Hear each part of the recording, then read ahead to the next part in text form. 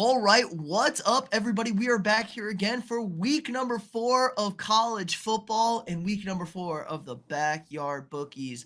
Joined as always with me, my co-host Scott. Scott, what's up? Week 4. How we doing? I thought you'd say something about your big week last week, but I guess you're going to leave that for a few moments later. But yeah, not great last week. Got one right. You took a pretty heavy lead going into potentially. I guess it is the last week, isn't it? So No, I we got got some. we got two Okay, that's weekends good. left. At least it's not the last week. So I got 2 weeks to catch up. Not looking good for the kid, but we're gonna try and figure it out this week. I got some interesting ones this week. So yeah, good job with your 4 for 4. That's big time. Got the upset too, so that's gonna be hard to get back into it. Yes, it was a good week for me. A perfect 4 for 4, our first one of the season. Claps, claps, claps, claps. So that puts me up 7-4 for the season, for the month. You're a little bit in trouble, but it's okay. I wasn't feeling good last week with my picks, went 4-0. I'm not feeling good this week, so I might go 0-4, but let's get your first pick up. I mean, that's how it works sometimes. When you don't feel good about any picks, they all hit. So it's gambling's fun, as we know. But for my first one, we're going to go with a team that is seemingly probably ranked a little too high, or probably shouldn't be ranked at all. The Northern Illinois team that just beat Notre Dame. I'm trying to pull this up here. I didn't have it up yet. But they're playing Buffalo. They're 14-point favorites in that game. I just feel like in this one, it kind of has the same, I guess, aura, I guess, lack of a better word, as when Colorado beat TCU last year.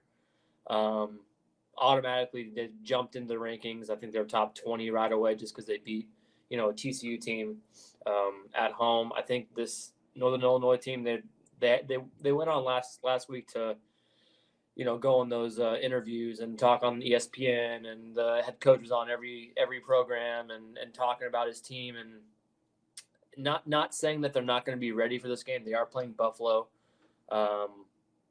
But it just kind of gives me a little bit of maybe this next game is maybe going to be kind of not their, pure focus to win the game. So for me, okay, I finally pulled it up. I've been yapping this entire time trying to find it. Yeah, so I got 14.5 actually on a couple of them, but I think consensus is 14, so we'll go with that. Just for matchups, Buffalo played last week against UMass, beat them pretty handily, 34-3. Covered their -3, which that's pretty handily covered if they're only 3-point favorites. But did get shut out by Missouri. Yeah, with Northern Illinois just kind of coming off a game that that was kind of the Super Bowl. They really don't have many other games to play that are going to be that meaningful unless they win out. Obviously, I do think they will win the game, but I think it'll be closer than the 14. So I'm going to go Buffalo plus 14 against Northern Illinois. I like it. Little sleepy, super high win, maybe come down a little bit, yeah, it's a lot. I like also, yeah, why are they ranked? Come on, guys. I mean, okay. I'm going for a little Friday night Big Ten action. Maybe the biggest game this school has played since they were, relevant, maybe 10 years ago, 15, probably 20 years ago at this point. We got Illinois at Nebraska. Patrick Mahomes, quarterback for your Nebraska Cornhuskers, got them boys rolling as the number 22 team in the land. However, a team you picked a couple weeks ago as your upset, the Fighting Illini, 24, also led behind a very, very solid defensive unit. I like this game to be ugly in the mud. It's Friday night, kind of weird. I don't know if the Nebraska fans are even going to know to show up to the game because they're not playing a game on Saturday. I think I'm betting a number here, man. It's 8. Illinois is getting 8 on the road. That's over that touchdown. I like this to be an ugly, low-scoring game, a little bit of Big Ten football. I think the Illini can hang in this one. Both teams, played another P5 school, took care of business in shitty Colorado for Nebraska, and Illinois disposed of Kansas pretty comfortably. Never felt close in that game, which way they were dogs in, 5-point dogs. Kansas isn't very good. But other than that, they've been taking care of business, I would say, relatively speaking, this year. 3-0 on the season for both of them. So nothing really to talk about here other than I think it's just going to be a low-scoring game, and that number's way too big. I think you see your first little freshman hiccup from Dylan Raiola, who is going to be a really good quarterback, I think. but sometimes you got to go through some growing pains. So I like the Illini getting 8 points here. We sort of had the same idea because for a honorable mention, I had an under 43. So I didn't pick the game. I don't know if I bet it. I think I bet the other game that I had the under for, but that was definitely on my list. I figured it was going to be, like a 16-10 type of game. So kind of on the same page there. I didn't want to bet the points on that one because I wasn't really sure, what Dylan Raiola you're going to see. So stayed away from that one, but I like the total under. You said the same thing. It's going to be just a Big Ten kind of matchup here that we all love seeing. Scores in the teens. So yeah, I like the pick. For my second game, I hate doing this, but I'm going against one of my teams here. Utah plays Oklahoma State. Big ranked matchup here, 12 versus 14. Also, we're got two quarterbacks that have been around for a decade. One in Cam Rising that played at Texas for a while, then got injured 3 times and is now in a 7th-year senior. And then Alan Bowman, who also, he played at Tech. I think before then he played somewhere else too. So that'd be his third team. They're both ancient. They're both 25 years old. So it's a little battle of, old quarterbacks, seasoned quarterbacks. Oklahoma State is, let's see, it's the consensus here says 2. I think that's what I had as well. That's what I saw. I had 2.5 when I put it in, but I can take 2. Yeah, I'm taking Oklahoma State in this one at home. I didn't like what I saw with Cam Rising last week. Not really not great of a win against Utah State. They didn't cover their 20, and they didn't cover against their against Baylor at home as well, the 15. So not covering games. They're actually playing a really good team at a pretty tough place to play in Stillwater. We've talked about this before. So yeah, even outright, I'd probably take them outright, but I'm going to go ahead and take the 2 points and take the, I guess, maybe younger of the 2 old guys. I'm not sure which one's old. I think Cam Rising's 25 and Bowman's 24. Either way, they're old as dirt. So it'll be a fun game to see them go against each other. But I'm taking Oklahoma State +2. Hey, people used to bash guys for never leaving college, but hey, when you're getting paid to play football, stay as long as you want. I'm not going to complain anymore. They're making money, man. It's not like the old days. I looked at this game. I like this one a lot. Utah hasn't looked great all around. I think, like you said, they really did struggle with Utah State last weekend. That game was a lot closer than the final score. Oklahoma State, dogs at home. That's tough. Utah, not a good road team. Only thing that concerns me is the Utah defense is really good against the run, and Oklahoma State does kind of have to run the ball, but you're getting 2 points at home. So I'm absolutely 100% fine with this one. I'm sticking in the Big Ten. This is a Big Ten episode for me, I guess. This is maybe the premier match. I would say the second premier matchup of this weekend. There's not too many of them. USC at Michigan, a Big Ten conference game. I think this is a little bit of a mismatch here. Michigan still overrated, I think. 18th in the country. They got housed by a very good Texas team. But there was a lot of things out there. Alex Orji's going to be getting his first start for them. They bench Warren. I don't know what you saw in Warren that made him the starter to win the job. Now, Alex Orji apparently can't pass the football. He can only run. He passed it okay in that second half, but they only beat Arkansas State by 10 points. I'm starting to question if Sharon Moore can actually be a head coach. Maybe Jim Harbaugh really did just get them so prepared for every game he was in charge of that he could take care of business. I'm worried about Michigan. USC, on the other hand, not worried about it all. I know Lincoln Riley, defense, that is a question mark here against a bad offense, but they're battle tested. They played a nice game against LSU week 1, so they have a real game under their belt. We don't really know. And their quarterback, guy's calm, cool, and collected. He's looking good. Mr. Moses over there. Or Moses, whatever his name is. You know who I'm talking about. So yeah, I like this. It's only 5.5. I'm going to go on the road. It's tough. I don't love road favorites. I just think Michigan is bad. I'm really kind of betting against Michigan this year. Everyone still likes, defending national champions. They are not the defending national champions, okay? They are a team who won the national championship the year prior. This group of guys ain't it. They're not that good. Their best is their interior D-line. I think Lincoln Riley's going to scheme up a game plan, get the ball out quick, move the ball. And USC's defense wasn't they weren't abysmal against LSU. LSU is a decently good offensive team, and USC was able to slow them down, relatively speaking. I just think this is a bad matchup all around for Michigan. They're bad. USC's, I think, a little bit better than people think. So I'm going to swallow the 5.5 on the road here for the Trojans. Yeah, I like the pick. Yeah, Miller Moss is a dude. He came in a little bit last year when Caleb Williams blew some teams out, but didn't see much of him last year. But this year he's been really balling out. And like you said, USC, if they just played relatively competent defense, like just one big game. Obviously, this game is going to be in Ann Arbor, so like Texas took care of it just fine. But if they can just play relatively competent defense, they could definitely pull off the win here. Obviously, the Big House is a tough place to play, but Texas had no problem with it, obviously. So can't see why USC can't take care of me either. So I do like the pick. Also, I'd think about taking the over now. I don't know if it's in the 40s or 50s, but I'm thinking the over. I think Miller Moss is going to come out 44 and a half. 44. I think I'd probably take the over in that one as well. So yeah, with a different quarterback for Orgy coming in for Michigan, I think everything might change a little. They might put up some more points, but I still like USC in this one.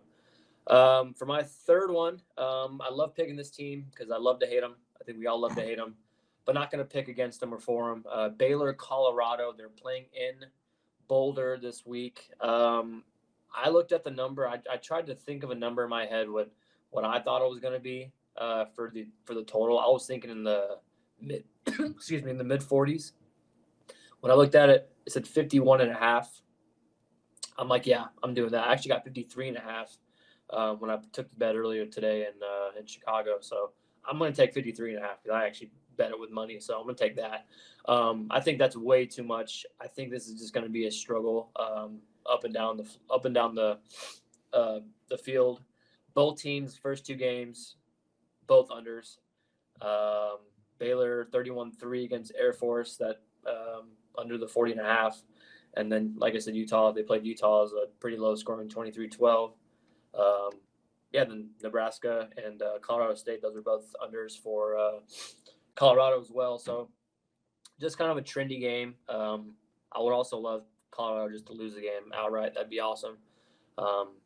It's just interesting. Like, we all loved Deion so much when he first came to Boulder. Now everything's just turned on him. Nobody likes him. Nobody loves his program. Nobody wants to root for Shadur Travis Hunter's fine, but nobody wants to root for Shadur. He's his little, going to shake a hand with the Colorado State quarterback and pulled it back and say, you're talking shit. Dude, you got to be humble. Like, you got to be a little bit humble if you want to be in the NFL next year. So it's a tough look. Really hoping they lose, but I'm mostly hoping they don't score any points so I can get the under. So we're taking Baylor, Colorado under 53.5. I like it. That's a little bit of a zig right there. People are like, oh, Colorado offense, Travis Hunter, Shooter Sanders. I like that. Baylor, not dreadful either. Baylor has looked surprisingly competent, a team that was dreadful last year to watch. But I laugh. Deion saying, oh, all of a sudden players started making money, so now you started criticizing him. Did he not see Mr. Gundy's rant 15 years ago? Oh, I'm a man, I'm 40. Criticize me, not him. He's a kid. Where you been, guy? I'm going with the premier matchup of this weekend. It's an SEC matchup. We got the Tennessee Volunteers at the Oklahoma Sooners. I've been all on this Tennessee squad all year. And ladies and gentlemen, this is Oklahoma's SEC welcoming. They're great in the SEC in bowl games. They have a really good record. Not in the playoff, but in regular bowl games, good record against them. It's about to be a baptism for the Oklahoma Sooners. They're going to be baptized into the SEC. I don't know who they pissed off. I don't know how much money Texas paid to give them this schedule, but it's not a good. It's about to get ugly. Jackson Arnold, their quarterback, is not good. He's not good. He tried to lose that game against Tulane last week and he threw one of the worst picks ever, and tried to throw another pick six. This team is very overrated, but they've been on TV, they've been beating teams, they've been winning games. They've played nobody, absolutely nobody. They won 16-12 against Houston. Okay, they blew out Temple. They beat a decent Tulane team last weekend. On the other hand, my Tennessee Volunteers, I think, might be one of the best teams in the country. Sneaky good. Number 4. I have them at 4 right now, personal rankings. blowing the brakes off of everybody. They hit my over in the first half by themselves, 65 points, 37 in the first quarter. This is just a wrecking ball of a team. They have elite tackles. They have really good run play. They have an awesome quarterback that's been balling out for them, which is one of the highest recruited guys to go there since Peyton Manning at the quarterback position. And their defense are dreadfully scary. Their defensive line just gets after people. They can cover people in the secondary. 3 points, 0 points, 10 points in their 3 games this year. And one of those games was against NC State. I know NC State's not that great, but they were ranked when they played them. Offense 69, 51, and 71. It's a 7-point spread. It's only a touchdown. I don't care that it's on the road.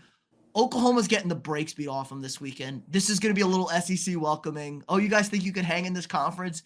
You cannot hang in this conference. So I'm taking Tennessee. I would take Tennessee up to 2 touchdowns, up to 3 touchdowns, it feels like, because I think this is the 4th best team in the country, quite possibly the best team in the country, but I'm going to default to the big 3 in Texas, Oklahoma, or Texas, Georgia, and Ohio State. But I think Tennessee is right there with these boys. So give me the Volunteers -7 on the road. Yeah, I feel like this podcast is turning into instead of a Big Ten under podcast, it's turning into a Nico podcast. Nico, we love him on this show. I think he's up to plus 800. I think Heisman. So since we both talked about him a couple weeks ago, it's pretty much cut in half. So get on it now. Now that Quinn Ewers is definitely going to be out of the race for some reason, Quinn Ewers and I heard Arch Manning both back in the race. Arch Manning back in the race. Yeah, they're both even. I think at plus 2,000, which is crazy. After one game, they're already even. So pretty much those 2 are out. A couple other ones, Cam Ward obviously in there, but that's the Heisman. We're not even talking about that game. I do think Vegas is giving Oklahoma too much credit for being at home.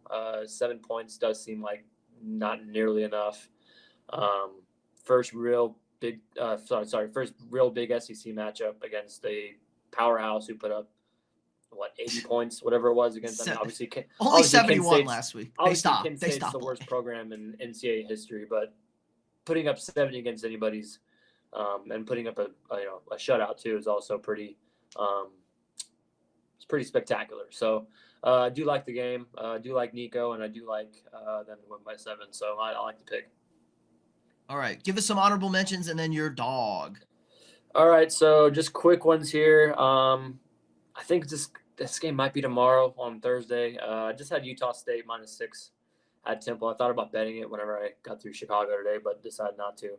Like I said, Illinois under 40. Illinois, Nebraska under 43. Talked about that already. Rutgers, kind of a sneaky okay team, getting points at Virginia Tech, who, I think they're mostly getting the points because of their name. So I do kind of like that. Rutgers is sneaky kind of okay. So good defense team. Not a bad squad. I have Cal, Florida State under 44.5. Florida State doesn't score any points. Obviously, we've talked about them enough on this podcast. And Cal's, they're okay. They put up a few points against some teams. So, not seeing many points in that game. So that's what I have. But for my underdog of the week, back to the SEC. This team did burn Cameron in his 10-team parlay, which that was a disaster. But Auburn and Arkansas, playing in Auburn. Arkansas is getting 3 points here. Everything I'm looking at, it screams Arkansas is going to upset this game. We might have the same one. We have the exact same upset, Scott.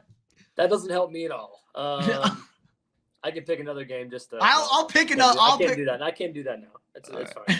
Who picks it? My other one was going to be Rutgers. We could double team Rutgers over the Rutgers. Go for Rutgers. I don't Rutgers mind +3. Plus. Yeah, I'll take Arkansas. No problem. Yeah. Like I said, Arkansas just they I don't know. It's just SEC games. I think they'll do okay, and they beat UAB last week by 10. Auburn, lost against the Cal team I just talked about. Only put up 21. Cal did, and just beat a New Mexico team we've talked about on this program as well. They stink.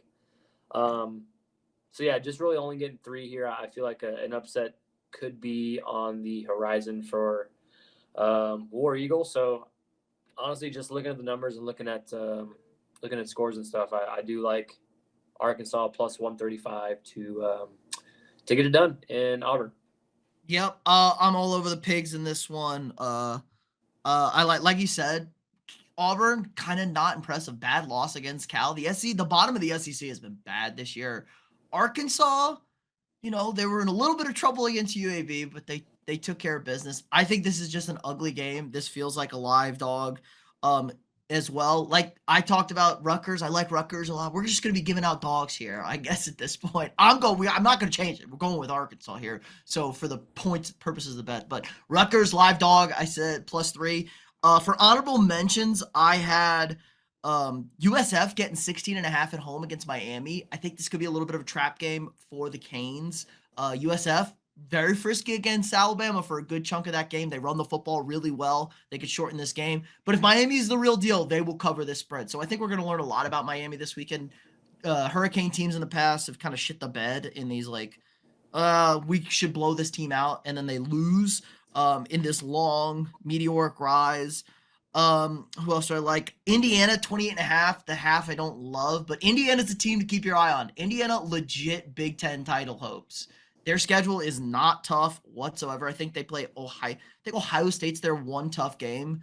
So if they could get to the Big House undefeated, they have a real shot to win the Big Ten. They play Washington and Indiana. They're at Michigan State, Michigan in Indiana. They're at Ohio State, the second to last game of the season. So the schedule is favorable, and they're a real football team. So I like them. Mississippi State coming off maybe the most embarrassing loss of anybody in the country, getting housed at home to Toledo. They're getting 6 points at home, and they're playing a Florida team who's not very good either, who just got bullied for 4.5, 5 hours with the lightning delay against A&M last weekend. So I like Mississippi State too there. But like you said, I'm sticking with Arkansas as the upset against Auburn. Yeah, the Florida game was interesting too. I took a look at that one. I'm like, I don't know why Florida's getting so much credit in this one. They look like absolute crap. So yeah, for that one, A&M's just that good. A&M's just that good. I guess so. We're dogs. We found a quarterback. So no, we don't. We may not have. We got a guy who can run around a little bit finally, instead of just being a statue out there and getting killed. So that's nice to see for once for our team, for our team's sake, I guess. But yeah, I'll run back my picks real quick. Buffalo plus 14 against Northern Illinois. Oklahoma State plus 2.5 versus Utah. Baylor, Colorado under 54.5, and then I have Arkansas plus 135 against Auburn.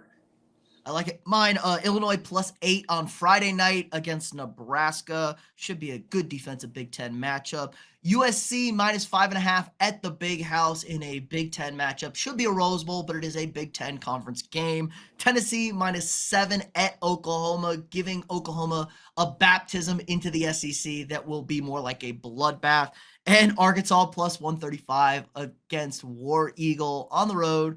You ever seen an eagle in a pig fight? I think pig's going to win. Go, woo, big suey. So that's going to do it for us this week. If you haven't already, drop a quick like on this video. Hit that thumbs up. Subscribe to the channel. We got new sports content every single day. If you want to check out one of your teams in person live, head on over to SeatGeek. Use code afterthereview for $20 off your first purchase. Again, SeatGeek.com, $20 off first purchase with code afterthereview. That's going to do it for us this week, and we will see you guys next week.